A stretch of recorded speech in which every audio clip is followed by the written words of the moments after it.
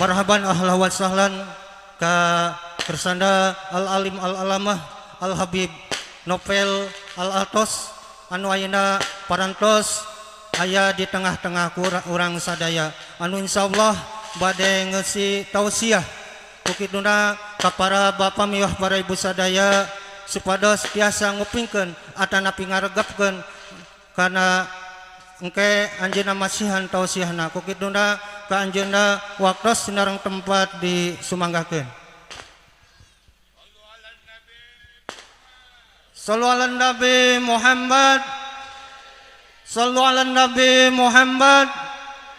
Sallu ala Nabi Muhammad.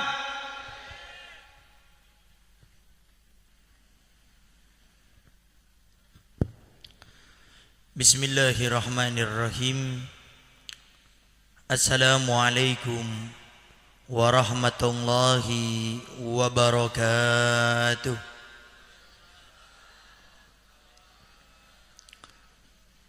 Alhamdulillah. Alhamdulillahi rabbil alamin. Wassalatu wassalamu ala asyrafil anbiya'i wa mursalin sayyidina wa habibina wa syafi'ina wa qurrati a'yunina wa nuri qulubina Muhammad habibi rabbil alamin wa ala alihi wa sahbihi ajma'in. Allahumma salli wa sallim ala sayyidina Muhammad tibil qulub wa dawaiha wa afiyatil abdani wa shifaiha wa nuril absari wa diyaiha wa qutil arwah wa gidaiha wa ala alihi wa sahbihi wa sallim. Allahumma ja'al sarirati khairan min alaniyati waj'al alaniyati salihah amma ba'du. Al-mukarram al-muhtaram yang sama-sama kita muliakan dan kita hormati selalu para alim, para ulama, para asatidah, penyambung lisan sekaligus penerus perjuangan Nabi kita Muhammad sallallahu alaihi wa alihi wasallam, yang kita doakan selalu mudah-mudahan para ustadz, para kiai, para ulama, para habaib kita diberikan panjang umur oleh Allah dalam keadaan sehat wal afiyah. Allah subhanahu wa ta'ala berikan kemudahan kepada beliau baik itu urusan dunia maupun urusan akhiratnya. Allah subhanahu wa ta'ala jauhkan beliau-beliau semuanya daripada fitnah yang terjadi di akhir zaman ini. Amin. Amin ya rabbal.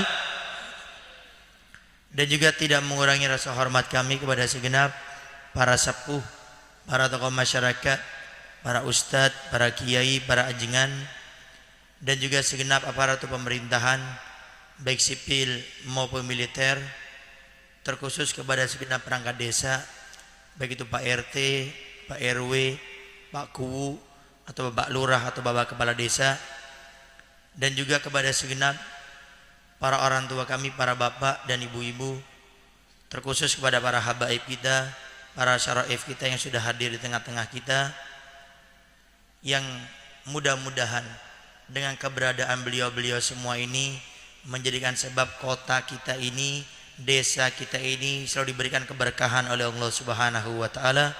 Dan dengan adanya beliau-beliau ini mudah-mudahan kelak kita di hari kiamat akan mendapatkan syafaat daripada datuk-datuk beliau semuanya, yaitu Nabi kita Muhammad sallallahu alaihi wasallam. Amin. Amin ya rabbal alamin. Dan juga tidak mengurangi rasa hormat kami kepada segenap panitia penyelenggara acara Maulid Nabi pada saat ini, terkhusus kepada komunitas pemuda masyarakat pelajar Kadaya, disingkat AMJ atau apa tadi, kuda Kuda Mas Jaya. Saya terus terang saya tidak hafal, saya tulis ini. Takut salah nyebut, ntar takut salah-salah.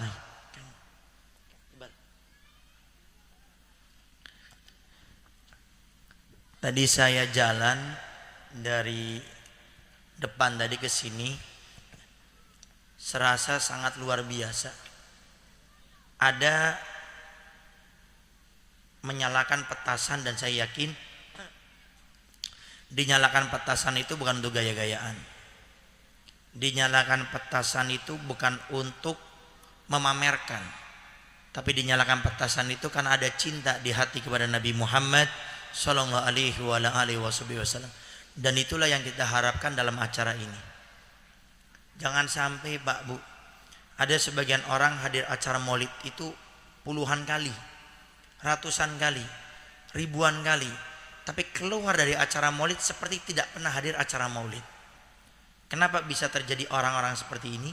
Karena tatkala hadir dalam acara seperti ini, niatnya bukan ingin menyambung cinta dengan Nabi, niatnya cuma urusan-urusan yang lainnya.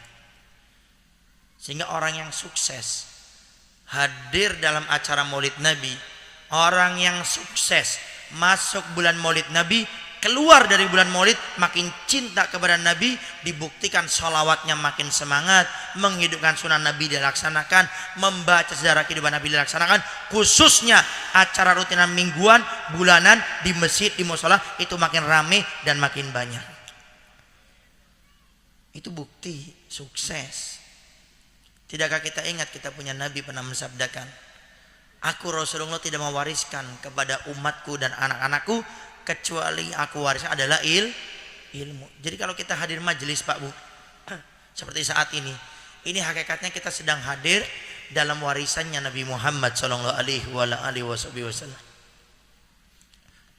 Maka acara ini tolong jangan jadikan tujuan, tapi acara-acara seperti ini dijadikan ini batu loncatan kita untuk makin istiqomah hadir majelis taklim. Karena terkadang miris di masjid, di mushola kita itu ada rutinan, tapi yang hadir kebanyakannya malaikat bukan manusia. Yang hadir kebanyakannya malaikat bukan manusia, tapi subhanallah bukan suatu kesalahan, tapi mengherankan kalau pas acara seperti ini yang hadir luar biasa, sangat banyak sekali. Beb, tapi kan sebagian itu kan bukan orang dari warga kami, yang luar warga kita nggak dipermasalahkan, yang warganya sendiri itu mana? Kalau hadir acara rutinan mingguan sama bulanan tuh mana? Jadi tolong acara ini jadikan batu loncatan. Kalau kita pengen sukses, membahagiakan Nabi dalam acara maulid seperti ini, tolong niatkan mulai selesai acara ini makin istiqomah hadir acara rutinan mingguan dan Bu.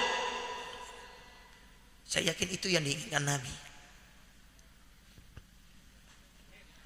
Para ulama kita ini sudah pernah mengatakan, Pak Bu, kata beliau, paling banyaknya orang masuk neraka itu bukan karena maksiatnya.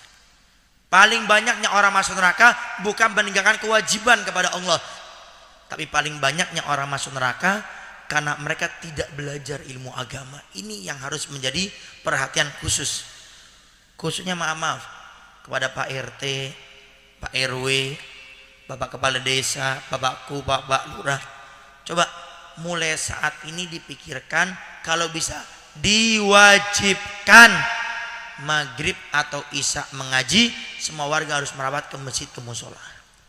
Saya yakin kalau sudah warganya tahu agama, warganya tahu aturan, tahu syariat Nabi, mau diarahkan apa saja gampang. Pak RT, Pak RW, Pak Lurah, Pak Kepala Desa, itu gampang sekali. Kenapa? Warga kita sudah kenal Allah, warga kita kenal Nabi Muhammad, warga kita kenal syariat. Sehingga kalau cuma disuruh untuk kerja bakti, disuruh untuk patungan atau infak untuk pembangunan masjid mushola, itu gampang, tidak repot. Kenapa? Karena mereka kenal Allah, mereka kenal Rasulullah. Kalau sudah kenal Allah dan Rasulnya, Allah Rasul nggak pernah nyuruh yang jelek, nggak pernah. Nyuruhnya itu yang baik. Sehingga tolong ini jadi perhatian khusus kepada aparatur pemerintahan desa, buat program maghrib mengaji atau isya mengaji, khususnya untuk kawalan muda. Ini maaf nih, saya di dalam beberapa acara maulid saya ulang-ulang terus ini. Wahai para ustadz, para kiai, para ulama, minta maaf sekali lagi para DKM. Anda saat ini berjuang 10 tahun di majelis, Anda berjuang 20 tahun di masjid, 30 tahun di musola. Kalau kita meninggal dunia, kira-kira sudah ada belum yang bakal menggantikan kita ini? Yang meneruskan perjuangan kita siapa? Estafet kita ini siapa yang akan memegang? Itu harus dipikirkan. Ini maaf, ada di satu tempat yang ustadznya itu nggak mau tahu dengan masalah ini.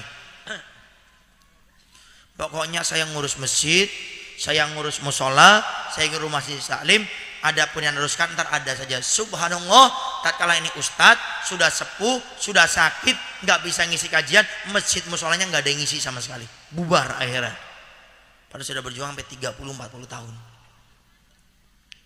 Ustadz Habib tapi ngarahkan anak muda capek. Lebih baik capek sekarang daripada kita capek, kita sudah sepuh, nggak ada yang meneruskan. Lebih capek lagi itu dan makan hati. Cara pengkaderannya bagaimana? Mulai kita punya anak-anak muda, bawa ke masjid, bawa ke musola, khususnya nih yang DKM ini. Para DKM Anda nggak selamanya megang masjid, Anda nggak selamanya itu jadi pemimpin. Suatu saat Anda akan sepuh, Anda akan sakit, kita bakal meninggal dunia. Siapa yang meneruskan? Anak-anak muda. Makanya kalau kita sekarang nggak mau ngerangkul anak muda, yang anak muda sekarang hobi nongkrong di luar, kita nggak mau merangkul mereka, nggak mau mengarahkan mereka, jangan salahkan. Setelah kita meninggal, nggak ada yang meneruskan lagi. Bahkan lebih dahsyat lagi, saya pernah mendengar kejadian nyata, ada seorang ustadz tuh acuh, nggak peduli sama anak muda. Dia biarkan sampai warga ini yang memiliki kecemburuan yang besar datang sama Pak Ustadz ini, Ustadz, Kiai, tolonglah ini di kampung kita ini anak mudanya nggak ada yang ngarahin, pada biasa main gaple, main judi, kemudian teriak-teriak kalau malam-malam. Apa jawab si Ustadz? Ah, udahlah biarin, sudahlah biarin. Yang penting saya masjid rutinan jalan, musola jalan, majelis taklim jalan. Subhanallah.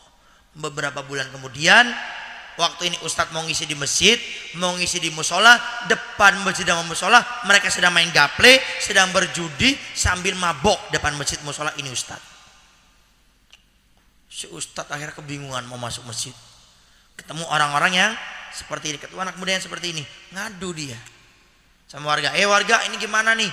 Anak muda masa saya mau ngisi rutinan di masjid di musola, malah mereka main gaple, mabok lagi depan masjid musola. Apa kata warga? Urus sendiri Ustadz, urus sendiri Kiai. Kenapa dari dulu saya minta Pak Kiai, Pak Ustadz untuk ngurus, nggak mau diurus?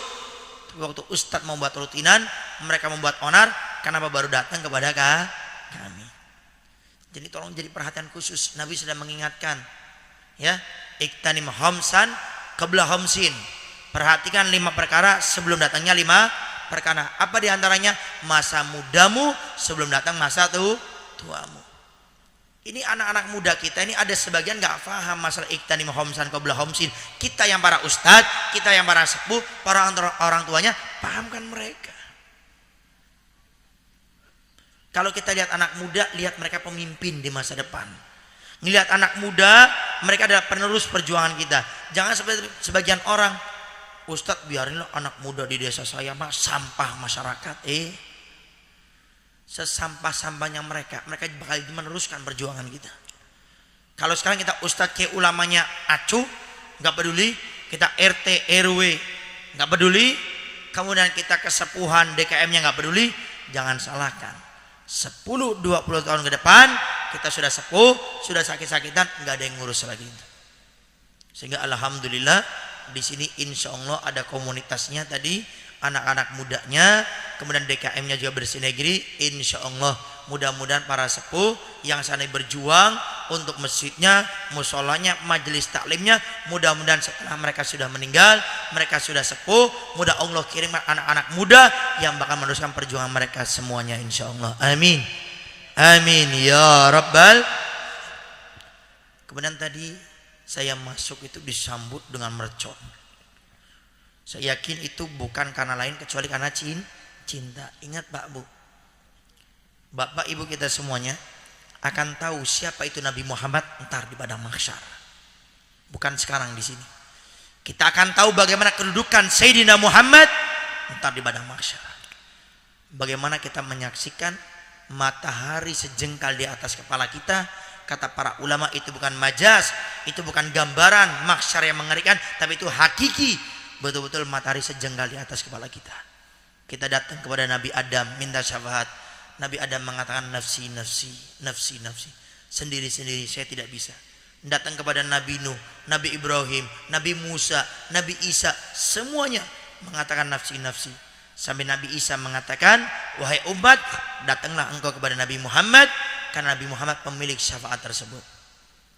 Kita akan lihat waktu itu bagaimana istimewanya Nabi Muhammad.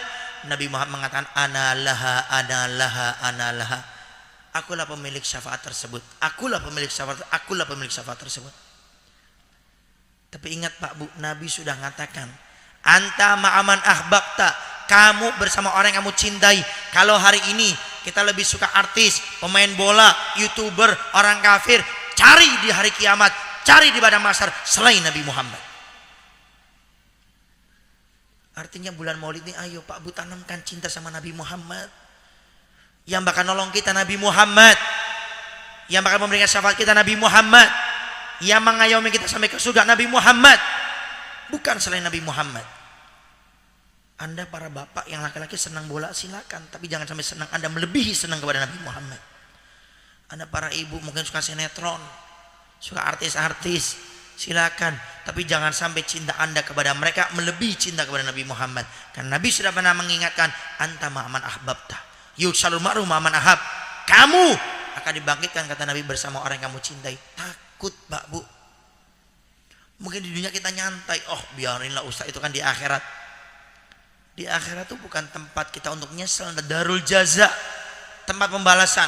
Kita hari ini nggak peduli sama Nabi, nggak cinta sama Nabi, nggak mau salawat sama Nabi, nggak mau menghidupkan sunnah Nabi, nggak mau membaca sejarah kehidupan Nabi, nggak mau hadir majelis alim Nabi. Cari di hari kiamat syafaat selain Nabi Muhammad. Hati-hati Mbak Bu. Ada orang hari ini bilang kayak gini, Ustadz Habib, Nabi Muhammad kan cinta sama umatnya. Saking cintanya Nabi terhadap umatnya, dalam hadis Sahih Muslim, Nabi pernah ditanya oleh sahabatnya, wahai Rasulullah, saya tahu setiap Nabi dan Rasul punya doa yang mustajab. Kalau dia berdoa akan langsung dikabulkan oleh Allah Subhanahu wa taala. Tapi kami semua sahabatmu belum pernah ya Rasul menyaksikan engkau menggunakan doa tersebut.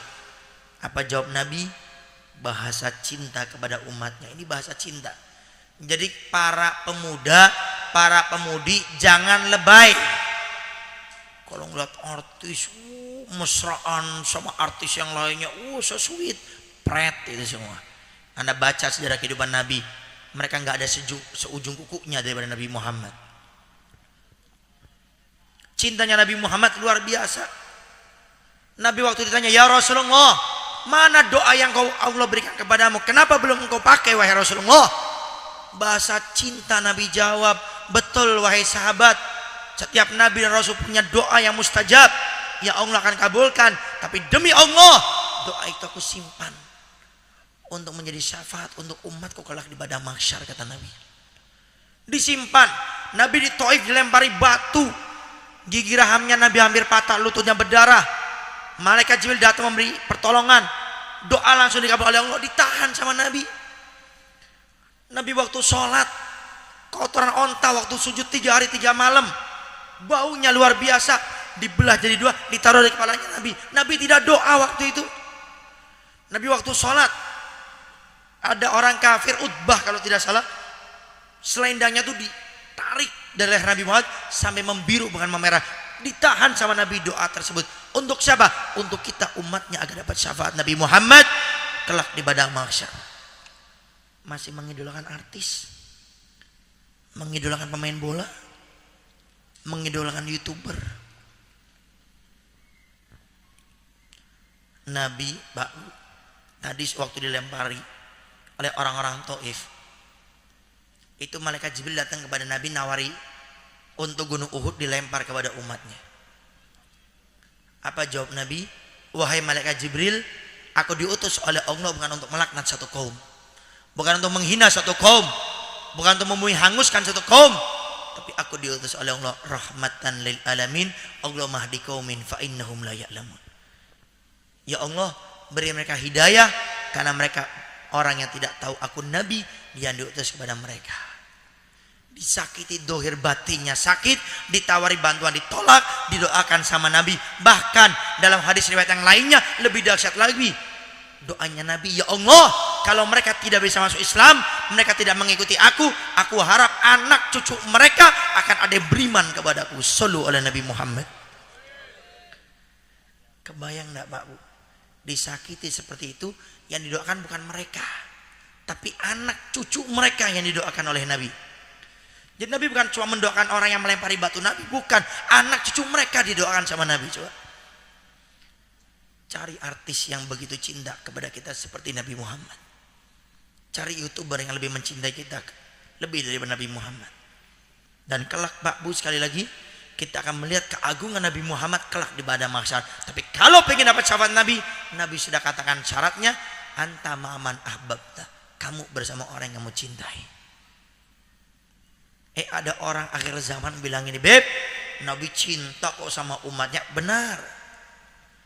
Kami walaupun gak pernah sholawat sama Nabi, kami walaupun jarang menghinakan sunnah Nabi, kami walaupun jarang hadir majelis taklim, walaupun kami maksiat, kami gak sholat, Nabi tetap akan cinta kepada kami. Nabi jawab. Nabi mungkin tahu ini ada umatnya modelnya kayak gini, yang menjadikan alasan syafaat agar mereka nggak sholat, nggak puasa bulan Ramadan, terus ngomongin orang, terus urusan sama riba, urusan sama bank-bank riba, urusan sama bank-bank emok. Ada bank emok di sini? Ada Bu? Banyak. Ibu ngutang sama bank emok. Bank emok itu namanya lintah darat katanya. Jadi dia datang kepada kita baik-baik, ibu mau nggak Bu? Mau beli apa? Saya mau beli HP Bang Emok. Oh iya, berapa harganya? 2 juta. Nih 2 juta. Tapi entar Bu, tahun depan kembalikan 4 juta. Ini katanya namanya Bang Emok. Saya kemarin ngisi di Majalengka, saya tanya Bang Emok, sama. Kuningan sama Majalengka sama. Bang Emoknya sama. Ada orang tanya sama saya, Beb, gimana cara mau menghentikan Bang Emok? Saya jawab gampang, simple. Satu saja cara ini. Saya yakin kalau ini dijalankan, hilang itu Bang Emok. Ingat loh ya, dalam Al-Quran Allah sudah firmankan, siapa orang berurusan dengan riba, berurusan dengan Bang Emok, maka dia aku ajak perang, kata Allah. Dia aku ajak perang. Yang kita khawatirkan bukan cuma dia yang diajak perang oleh Allah, tapi orang yang di sekelilingnya kena dampak diajak perang sama Allah. Sehingga musibah datangnya begitu gampang, begitu yang namanya bencana begitu gampang. Kenapa? Karena Allah sudah murka. Gimana caranya, Beb? Anda duduk sama RT, RW, kepala desa, Pak Lurah, Pak Kuwu, Ustadz Kiai ulamanya, kemudian kesepuhannya, para DKM-nya duduk, buat aturan Bang Emok dilarang ke tempat kami. Anda buat spanduk, sepakat semuanya, insya Allah Bang Emok tidak akan lagi masuk ke tempat kita. Tinggal mau atau tidak. Yang saya khawatirkan nih, maaf ini, di sini kalau nggak ada Bang Emok, yang pertama kali masuk neraka itu RT, RW, Kuwu, Lurah, kepala desanya dulu yang masuk neraka sebelum orang yang urusan sama Bang Emok gitu. Kalau ada. Pak RW tahu ada Bang Emok? Tahu, Beb. Pak RW tahu? Tahu, Beb. Pak Kuwu? Tahu? Tahu. Pak Lurah? Tahu, Beb. Pak kepala desa? Tahu, Beb. Dibiarkan. Ini orang yang ngutang sama Bang Emok, dia masuk neraka, tapi RT-nya, RW-nya, lurahnya, kepala desanya, Pak Kuwunya masuk dulu ke neraka yang paling dalam, baru orang yang urusan sama Bang Emok. Ini bukan saya nakut-nakutin, tanya saja sama kiai-kiai yang ada. Kata Nabi, kullukum ra'in wa kullukum mas'ulun an ra'iyati. Setiap di antara kalian pemimpin, dan setiap pemimpin akan diminta pertanggungjawabannya atas apa yang dia pimpin. Ada satu hadis, Pak. Saya kalau ingat hadis ini, saya cita-cita pengen jadi Pak RT, mau jadi ustadz, enggak usah. Penceramah, enggak usah, jadi RT. Buka kitab Nasihat Diniyah. Karena Imam Haddad kalau tidak salah dalam bab qadhi. Ada satu hadis yang ini kalau kita pegang, ya, saya yakin semuanya pengen jadi Pak RT. Apa kata Nabi? Satu hari seorang pemimpin yang adil lebih afdol daripada dia beribadah sebanyak 60 tahun. Lebih afdol, lebih baik daripada ibadah 60 tahun. Saya kalau ingat hadis ini pingin jadi Pak RT. Saya cuma megang 100 kakak, ya, 100 keluarga. Setiap hari saya naik sepeda atau naik motor, saya tanya, Pak, bagaimana Bu kabarnya? Alhamdulillah baik. Apa yang kurang? Alhamdulillah baik. Sekarang nggak ada yang kurang. Itu anak perempuannya jangan lupa ya, pakai kerudung ya, nggak boleh sudah balik. Pak, sholatnya ya. Setiap hari saya gitu. Saya jadi RT 10 hari, saya punya umur 600 tahun penuh dengan ibadah. Nunggu Lailatul Qadar, nunggu setahun. Setahun baru masuk bulan roh. Itu pun kalau udah dapat 83 tahun, tapi nunggu satu. Saya cuma jadi RT, muter-muter aja ke warga nih. Mbak, sholat jamaahnya, Bu, kerudungnya. Setiap hari 10 hari saya muter-muter, Pak, Bu, kayak gitu. Lebih afdol daripada saya punya umur itu 600 tahun. Enak nggak jadi RT? Enak nggak? Coba muter-muter, pastikan kewajiban, menghimbau jangan lakukan yang haram. 10 hari punya umur 600 tahun penuh dengan ibadah. Nabi pernah cerita Bani Israel yang umur dari 500 tahun digunakan semuanya untuk ibadah, kalah sama kita 10 hari jadi 10 hari jadi RT. Mau nggak jadi RT? Jadi RT 600 tahun mau nggak? Hidup Pak RT. Jadi RT. Tapi kalau saya ingat hadis tadi, kullukum ra'in wa kullukum mas'ulun an ra'iyati, mundur saya jadi RT sudahlah, jangan jadi RT lah. Artinya apa? Yang sudah jadi kepala desa, yang sudah jadi kubu, jadi lurah, jadi RW, jadi RT, apalagi sampai ke atas, tolong kerjakan yang baik. Enggak usah banyak sholat sunnah, Pak RT, Pak RW, ya, enggak usah banyak sholat sunnah, sholat duha entar. Anda muter, ada waktu jam 11 masih ada waktu sholat duha. Ingat, sehari 60 tahun penuh dengan ibadah. Bang Emok ini bisa diputus cuma lewat Pak RT, Pak RW sama Bapak Kepala Desa. Kalau sudah ada aturan ditegaskan, pasang spanduk baligo di depan, insya Allah tidak ada, tinggal tadi pikirkan bagaimana kalau warga mau pinjam duit. Kan intinya, Beb, saya mah nggak peduli, Beb, mau Bang Emok, mau Bang Ekok, Bang apa terserah lah. Pokoknya saya butuh fulus, harus ada fulusnya. Ntar Pak RT ngobrol sama Pak Kiai, ntar bisa diarahkan ke bank-bank syariah, bisa, banyak kok, caranya banyak, ya. Nah, ini Bang Emok. Ini Nabi pernah mengingatkan. Kata Nabi, kullu ummati yadkhulunal jannata. Semua umatku bakal masuk surga. Semua, kata Nabi.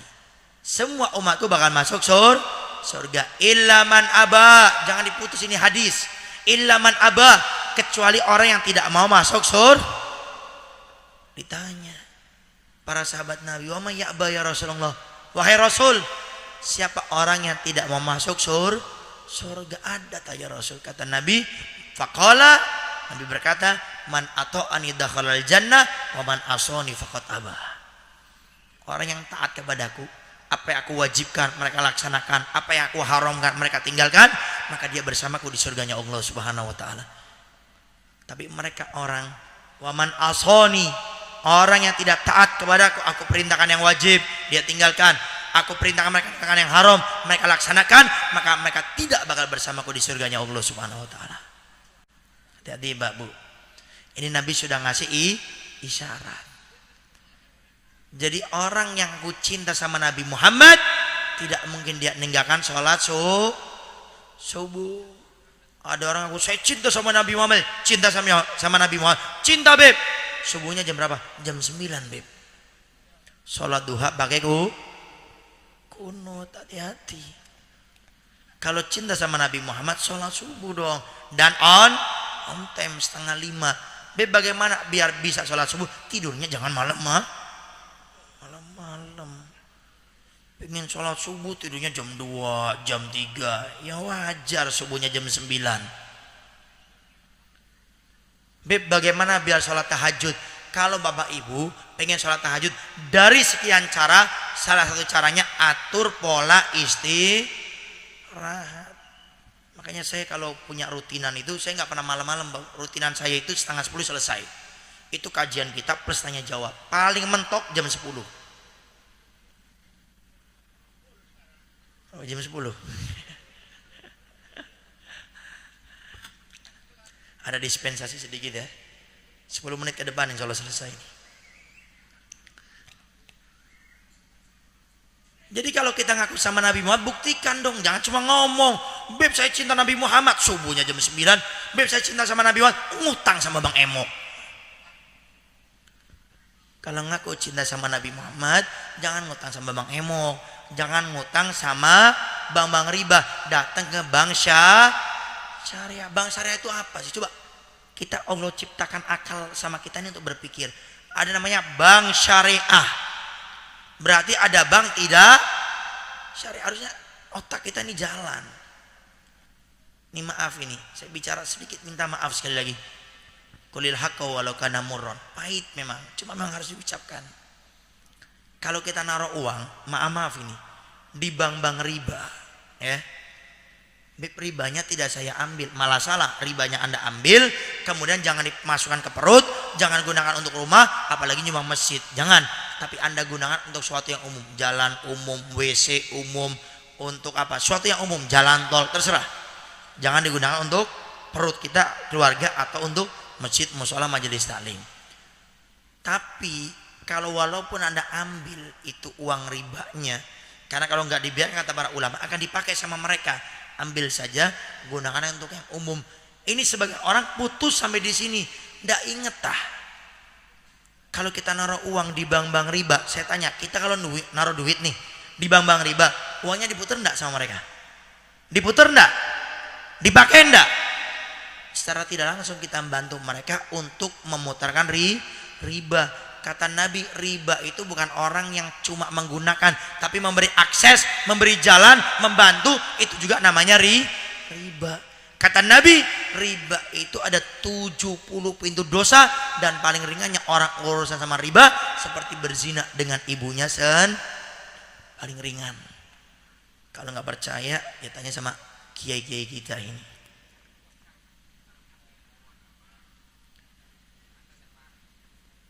Oleh karenanya sekali lagi ingat, dalam acara maulid ini kita ini pengen acara maulid selesai, tapi cinta kita kepada Nabi Muhammad itu betul-betul ada, dan hakikat cinta sama Nabi Muhammad itu mengikuti. Kalau baca sholawat, menghidupkan sunnah Nabi, membaca itu tanda-tanda. Tapi hakikat cinta yang sesungguhnya ada mengikuti Nabi Muhammad. In kana hubbuka shadiqan la ata'tahu innal muhibba liman yuhibbu muti'u. Kata ulama kita, kalau cintamu benar, cintamu murni kepada Nabi Muhammad, tandanya la ata'tahu, kamu akan taat sama Nabi. Nabi perintahkan sholat subuh, kita laksanakan sholat subuh. Nabi perintahkan berjamaah. Nabi perintahkan kita sebagai anak jangan kurang ajar sama orang tua, suaramu jangan diangkat, disuruh jangan nyuruh yang lainnya, engkau laksanakan. Itu cinta sama Nabi Muhammad. Innal muhibba liman yuhibbu muti'u. Karena orang yang mencintai dengan orang yang dicinta, muti'u, dia akan taat. Kita kalau cinta sama istri minta apa aja kita turutin. Kalau dulu ada istilah, bang ambilkan bulang, bismillah, diambil bulannya. Cinta itu butuh bukti. Bukti cinta kepada Nabi yang sungguhnya dengan kita mentaati Nabi. Maka jangan sampai kita menjadi orang-orang yang saat ini terus kita melakukan dosa, kita jadikan bemper syafaat Nabi untuk terus melakukan dosa. Jangan. Nabi sudah ingatkan, kita akan dibangkitkan bersama orang yang kita cintai. Dan orang yang bersama Nabi, orang yang taat patuh kepada Nabi. Siapapun di antara kita pasti kita berbuat dosa. Siapapun, jangankan bapak ibu, saya pun sama. Cuma mungkin ada orang mengatakan kepada ustadz, oh ustadz kan orang baik, ustadz orang soleh. Pak, bu, kita semuanya sama. Tapi kan orang-orang yang maksiat itu kan berbuat dosa. Dosanya mereka ditambahkan, dosa kita masih ditutupi oleh Allah Subhanahu wa taala. Sahabat Abdullah bin Mas'ud, khodimnya Nabi Muhammad SAW, yang kerjaannya setiap hari membawa sendalnya Nabi. Jadi kalau ada orang tanya siapa orang yang paling wangi badannya, sahabat Abdullah bin Mas'ud. Kenapa? Karena kemana-mana membawa sendalnya Nabi, sehingga tubuhnya sahabat Abdullah bin Mas'ud wanginya luar biasa. Sahabat Abdullah bin Mas'ud termasuk fuqaha, orang alimnya para sahabat. Waktu sahabat Abdullah bin Mas'ud mau keluar rumah, ini sahabat-sahabat ini nunggu depan rumah. Sampai beliau keluar, orang-orang pada ngikuti sahabat Abdullah bin Mas'ud. Setelah diikuti, di pertengahan jalan, sahabat Abdullah bin Mas'ud ini berhenti. Kemudian berkata, demi Allah, kalau Allah buka aibku di hadapan kalian semuanya, maka niscaya tidak ada di antara kalian yang akan ikut denganku, kata beliau. Sama, kalau aib saya dibuka oleh Allah di depan bapak ibu semuanya, saya pun gak berani datang ke sini. Makanya ulama kita mengatakan, jangan kau sombong dengan ilmumu, jangan kau sombong dengan ibadahmu, jangan kau sombong dengan pahalamu. Semua itu orang katakan baik dengan dirimu, dari ilmumu, dari ibadahmu, dari kedermawananmu. Sungguh itu bukan karena kebaikanmu, tapi itu kasihnya Allah yang sampai hari ini masih menutup aib kita semuanya. Ustadz dibuka aibnya oleh Allah, ditinggal sama jamaahnya. Orang ahli ibadah dibuka aibnya oleh Allah, enggak ada orang yang muji dia. Orang dermawan dibuka aibnya oleh Allah, enggak mau orang dekat dengan dia. Maka siapapun kita yang berbuat dosa, maka bertobatlah kepada Allah Subhanahu wa taala. Kenapa Pak Bu saya katakan seperti ini?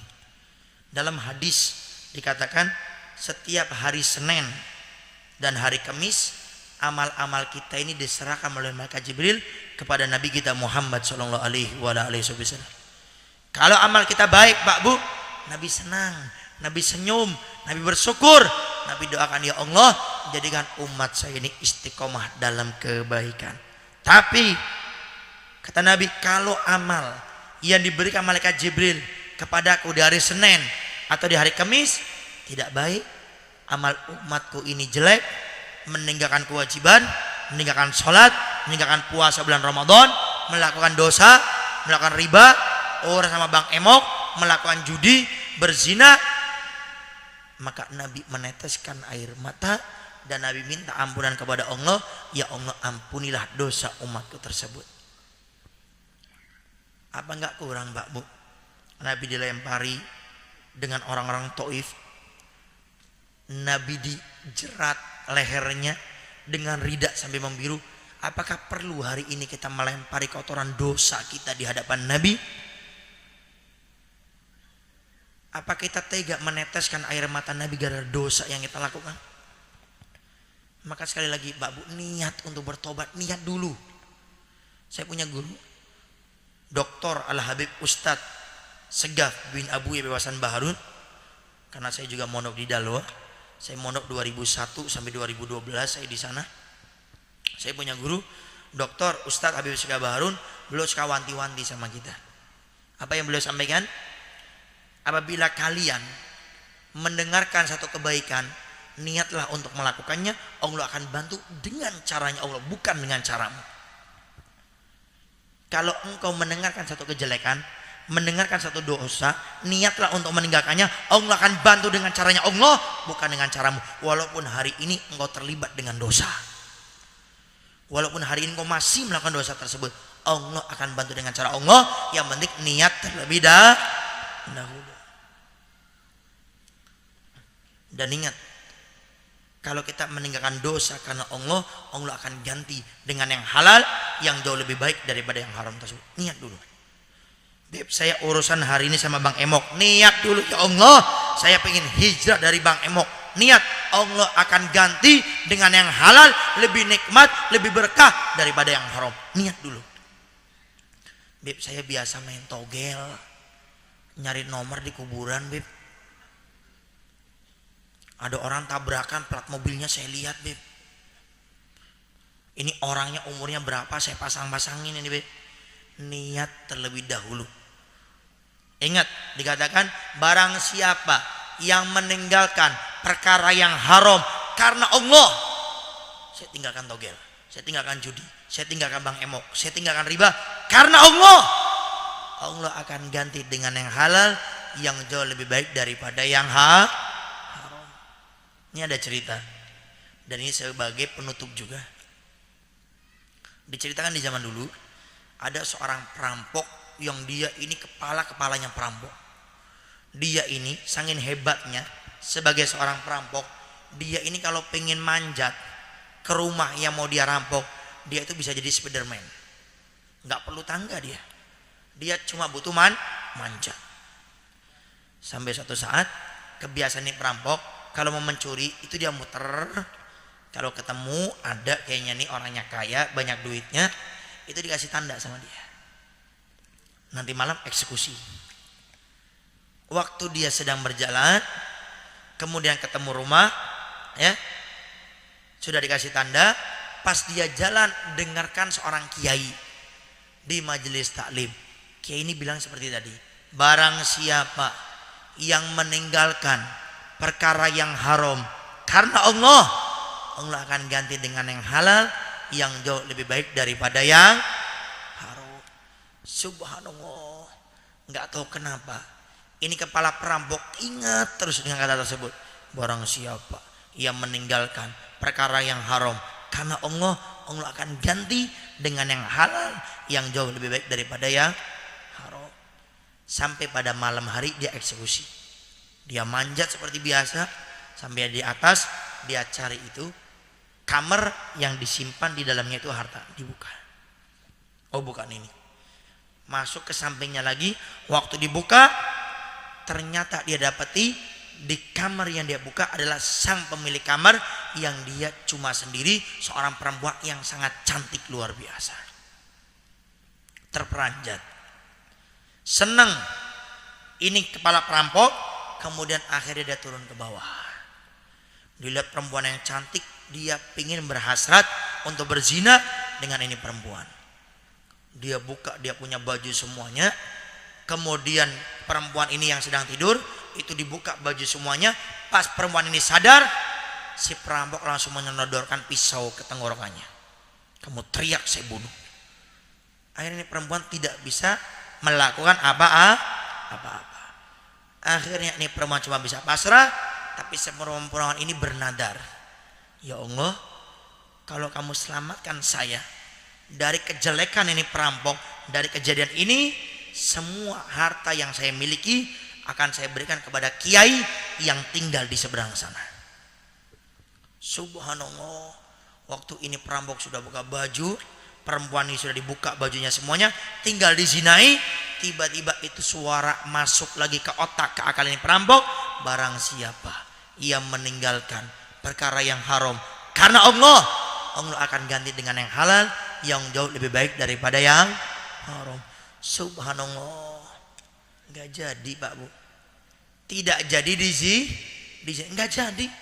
Pakai baju lagi dia, ini perempuan merem aja ketakutan. Waktu dia buka matanya, perampoknya sudah tidak ada. Apa yang terjadi setelah itu? Kepala perampok ini besok harinya datang kepada kiai. Pak Kiai, saya ingin tobat. Saya ini sudah melakukan semua dosa, zina, berjudi semuanya. Saya ingin tobat. Kata Pak Kiai, sudah. Selama kamu bertobat, kamu menyesal, meninggalkan, bertekad tidak melakukan lagi, Allah akan ampun dirimu. Pak Kiai, boleh nggak saya khidmah tinggal sama Pak Kiai? Oh, enggak apa-apa. Ini yang tadinya perampok bengisnya luar biasa, kerjaannya apa setiap hari? Membalikan sendalnya jamaah yang belajar sama kiai, buat teh, buat kopi, sama bersih-bersih majelisnya kiai. Rajinnya luar biasa. Enggak lama si perempuan kaya tadi yang mau dizina itu menuntaskan nadarnya, datang ke Pak Kiai. Pak Kiai, saya dulu pernah mau dizinai oleh seorang, kemudian saya nadar kalau Allah lepaskan saya dari ini, saya berikan semua harta saya kepada Kiai. Pak Kiai, itu harta saya semuanya saya berikan untuk majelis taklim, untuk pesantrennya Kiai. Tapi Pak Kiai, saya boleh nggak ikut sama Pak Kiai ngaji, tinggal sama Pak Kiai? Silakan. Si perempuan ini pun ikut ngaji. Sampai suatu saat ini perempuan datang kepada Kiai, Pak Kiai, saya pengen nikah. Saya pengen nikah. Kata Pak Kiai, syaratnya apa? Kriteria laki-lakinya seperti apa? Kata si perempuan, Pak Kiai, saya nggak punya kriteria, yang penting laki-lakinya soleh, agamanya baik. Mikir Pak Kiai, siapa ya? Oh iya, mantan perampok, rajin, soleh, luar biasa. Dipanggil, kemari, ada apa Pak Kiai? Pengen nikah? Ya kalau ada boleh Pak Kiai, kalau ada boleh. Kriterianya apa? Terserah Pak Kiai, yang penting perempuannya soleh, di hatinya Kiai cocok ini. Akhirnya dinikahkan sama Kiai. Setelah akad nikah, selesai akad, ini laki-laki mantan perampok dibawa ke tempat perempuan yang di kamar. Nih, istri kamu ada di kamar tersebut. Silakan kamu datang ke laki-laki ke perempuan tersebut. Dia adalah sudah sah menjadi istrimu. Baik, bagi. Datang, dibuka pintu kamar. Assalamualaikum. Perempuannya ya, waalaikumsalam. Si perempuan bilang, loh kok kamu? Si laki-laki juga bilang, loh kok kamu juga? Akhirnya malam pertama kamu-kamuan sudah. Akhirnya si perempuan ini bilang, entar dulu. Kamu suami saya? Iya. Kamu istri saya? Iya. Saya mau tanya sama kamu. Kamu dulu pengen menzinai saya. Kenapa kok akhirnya tidak jadi? Si laki-laki ini, mantan perampok ini cerita, iya. Saya ini waktu mau merampok ke rumah kamu, saya lewat majelisnya Kiai. Kiai ini bilang, barang siapa yang meninggalkan perkara yang haram karena Allah akan ganti dengan yang halal, yang jauh lebih baik daripada yang haram. Tidak tahu gimana itu terngiang, sampai saya mau menzinai kamu, makin kencang itu suara menggema di hati saya tinggalkan. Akhirnya sekarang terbukti, dulu kamu haram bagi saya, sekarang kamu halal bagi saya. Barang siapa yang meninggalkan perkara yang haram karena Allah akan ganti dengan yang halal, yang jauh lebih baik daripada yang haram. Oleh karenanya Pak Bu, yuk mulai saat ini sama-sama kita taubat. Semua dosa yang kita lakukan apapun, mau yang ketangguhan atau yang tidak ketangguhan, ingat Allah Maha tahu dengan apa yang ada di hati kita. Sehebat apapun kita buat casing, ini kan casing semua kita ini, Allah tahu Pak Bu apa yang di hati kita. Maka jangan kita hanya peduli sama casing, tapi batin kita lupakan, hati kita lupakan. Maka mulai saat ini, ayo semuanya kita niat bertobat kepada Allah. Ingat, Nabi sudah pernah mengingatkan, at-taibu minadz dzanbi kama la dzanbalah. Orang yang bertobat, menyesal, meninggalkan, bertekad tidak melakukan lagi, Allah akan ampuni semua dosanya. Yang biasa berjudi, niat tobat. Yang biasa urus sama riba sama bang emok, niat tobat. Yang biasanya suami kasar sama istrinya, niat tobat. Yang istrinya super cerewet sama suaminya, niat tobat. Yang anak durhaka sama suami sama orang tuanya, niat tobat. Yang biasanya suka ngurangin takaran timbangan di pasar, niat tobat. Semuanya. Karena ingat, Nabi mengingatkan, yang bersamaku yang taat kepadaku, yang bersamaku yang mengikuti ajaran. Seorang syekh itu dia pernah bertanya dengan muridnya, wahai muridku, kamu tahu kenapa kamu dan saya sampai detik ini masih hidup? Tidak tahu, wahai guruku. Saya tidak tahu, wahai syekh, engkau lebih tahu daripada diriku. Apa jawab syekh tersebut? Demi Allah, kamu dan saya masih hidup pada hari ini karena Allah masih cinta kepada kita, agar kita bertobat kepada Allah Subhanahu wa ta'ala. Maka ingat Pak Bu, kita semuanya nih yang masih hidup pada malam hari ini, itu Allah cinta. Cintanya Allah itu Pak Bu jangan disia-siakan, tobat. Siapapun yang punya kesalahan itu manusiawi, itu wajar. Yang tidak wajar berbuat salah tapi tidak mau taubat, berbuat salah merasa seakan-akan tidak punya salah, itu yang bakal celaka di hari kiamat. Dan kata Nabi tidak akan berkumpul kepada Nabi. Para hadirin wal hadirat yang dimuliakan oleh Allah Subhanahu wa taala, itulah hakikat cinta yang sesungguhnya. Cinta bukan dengan lisan, dengan action, dengan perbuatan. Bagaimana caranya? Ikuti semua apa yang Nabi perintahkan kepada kita, tinggalkan segala sesuatu yang Nabi larang kepada kita, maka Nabi janji kita akan bersama Nabi di surganya Allah Subhanahu wa taala. Baik, itu saja yang bisa Al-Fakir sampaikan. Kurang lebihnya Al-Fakir minta maaf dan mohon doanya selalu. Adapun doa tadi itu oleh para masyayikh, ya, oleh para kesepuhan yang ada di tempat ini, ya, atau mungkin para habaib atau siapa tasah kumai saina MC. Ada MC-nya ya? Ada ya? Ada MC ya? Nah sudah, terserah MC, biar MC yang pusing, jangan saya, ya. Baik, itu saja yang bisa Al-Fakir sampaikan. Kurang lebihnya Al-Fakir minta maaf dan mohon doanya selalu. Sama jangan lupa Mbak Bu, saya ini orang baru di Kuningan. Saya ini asli Pemalang. Saya mondok di Dalwa, Bangil Pasuruan. Saya pernah tugas dari Dalwa di pesantrennya Buya Yahya selama setahun. Kemudian karena orang tua saya meninggal, saya lanjut di sana 6 tahun. Sekarang saya sudah tinggal di Kuningan di Windo Haji. Bagi bapak ibu yang tidak ada udzur, mangga silakan datang. Kita kebetulan ada majelis setiap malam ke Kemis. Barangkali bapak ibu nyasar, ya, aku jalan-jalan nih nyari alamat malam Kemis, nyampe Windo Haji pas jam 7:30 Isya. Mangga silakan di haturana sadayana, ya, bisa mampir ke sana. Alhamdulillah saat ini Al-Fakir saya sama teman-teman, saya tinggal di sini sudah 1,5 tahun. Alhamdulillah berkah doa guru-guru, ya, semuanya. Apalagi saya barusan tadi ketemu Abu Yazen, saya punya guru, dan juga Ustaz Segap Baharun yang alhamdulillah memberikan doa. Akhirnya Allah mudahkan, sekarang kita sudah punya tanah sendiri, sudah punya tanah sendiri. Ini rencana tanah akan kita bangun aula majelis taklim. Doakan, saya tidak minta macam-macam dari bapak ibu, tolong doakan. Kata Nabi, ad-du'a'u silahul mu'min. Jadi habis selesai acara ini saya cuma minta doakan. Pulang ke rumah masing-masing, bapak ibu setiap sholat punya doa masing-masing, tolong di akhir doakan, ya Allah, mudah majelis Al-Wasilah. Nama majelisnya Al-Wasilah, perantara. Karena kita ingin majelisnya jadi perantara kebaikan. Ini nama dari saya punya guru Dr. Saziga Baharun, kasih nama Al-Wasilah, ya, mudah-mudahan jadi perantara kebaikan. Doakan ya Allah, kirimkan orang-orang yang tulus ikhlas. Saya ingin yang tulus ikhlas, karena saya ingin punya majelis. Bahkan doakan 2 tahun ke depan kita ingin proses pondok pesantren. Saya nggak ingin banyak orang yang ngatur, karena saya ingin punya majelis, ya, punya pondok pesantren yang berkiblat kepada pondok pesantren, kepada guru-guru Al-Fakir, guru-guru saya khususnya yang ada di Dalwa. Jadi doakan ya Allah, kirimkan orang tulus ikhlas untuk membantu penyempurnaan majelis ini. Kalau sekarang majelis alhamdulillah sudah sampai tingkat fondasi, dan kita ini rencana pengen beli tanah di belakang. Makanya sekali mampir, ya, di Windo Haji, ya, boleh ntar kalau yang mampir tolong hubungi saya antar. Nggak usah orang lain, saya antar.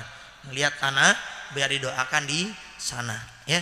Karena kita rencana itu pingin membeli tanah di belakang. Karena tanah ini nyatu sama tanah majelis. Itu tanah kurang lebih 40 bata. Kita pengen bangun pondok pesantren. Cuma hati manusia kita nggak tahu. Orangnya sudah memberi rambu, beb kalau mau dibeli silakan. Jadi kita pengen cepat-cepat beli. Kenapa? Karena kalau kita tidak beli, kita khawatir.